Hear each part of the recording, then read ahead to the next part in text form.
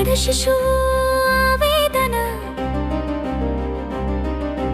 అమ్మ కడుపులోంచి విన్నాను నాన్న నేను మగ పిల్లవాడు అయితే బావుండు అనటం అంటే ఏమిటో అర్థం కాలేదు. హాస్పిటల్లో డాక్టర్ కోడ్ భాషలో మైనస్ అని చెప్పటం విన్నాను. కూతురు పుట్టింది, అందరి ముఖం వాడిపోయింది.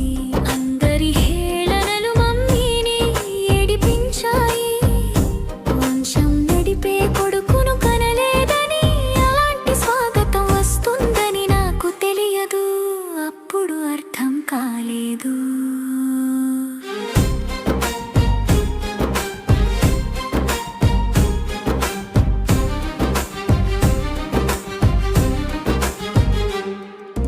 డస్ట్బిన్లో ఎదగని పిండంగా, కొన్నిసార్లు పొదల్లో, కొన్నిసార్లు మురికి కాలువలో గొప్ప స్వాగతం. స్కూల్లో టీచర్ అన్నారు, అమ్మాయి నువ్వు కాదు ఎవరైనా మగ పిల్లవాడిని పిలువు, ఈ పని నీ వల్ల కాదు అని.